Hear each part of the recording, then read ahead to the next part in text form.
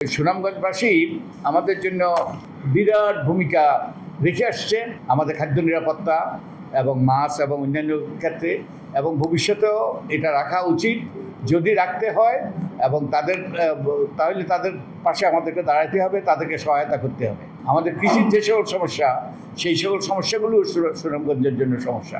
এগুলো সুনামগঞ্জেরই সমস্যা নয়, এগুলো আমাদের জাতীয় সমস্যা। ফসল নষ্ট হলো, এই ঘাটতিটা আমাদের পূরণ করতে হবে। এই ঘাটতি পূরণ করার জন্য আমাদেরকে বাইরে থেকে আমদানি করতে হবে। আমদানি করার জন্য আমাদেরকে যে অর্থ ব্যয় করতে হবে, বৈদেশিক মুদ্রা ব্যয় করতে হবে, এবং যেগুলো অপ্রতুলতা সমস্যা।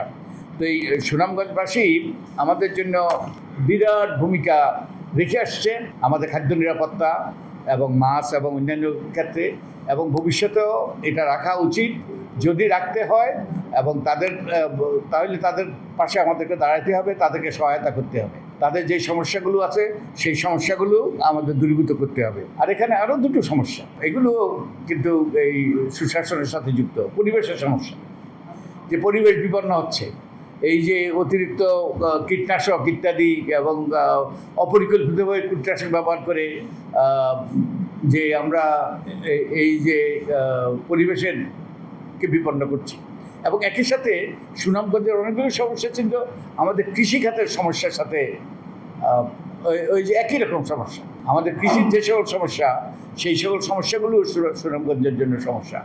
তাই এই সুনামগঞ্জের সমস্যা শুধু এগুলো সুনামগঞ্জেরই সমস্যা নয়, এগুলো আমাদের জাতীয় সমস্যা, এবং এগুলো সমাধান করলে আমাদের দেশে সুশাসন প্রতিষ্ঠিত হবে, আমাদের দেশে স্বচ্ছতা জবাবদিহিতা নিশ্চিত হবে, এবং সরকার সফল হবে অবশ্যই, এবং মানুষের খাদ্য নিরাপত্তা নিশ্চিত হবে, আমাদের সকলের জন্য সুফল বয়ে আনবে। তাই সুনামগঞ্জের সমস্যা শুধু সুনামগঞ্জের সমস্যা নয়, আমাদের এগুলো জাতীয় সমস্যা, এবং এই সমস্যা সমাধানের উপর জাতির কল্যাণ নির্ভর করে।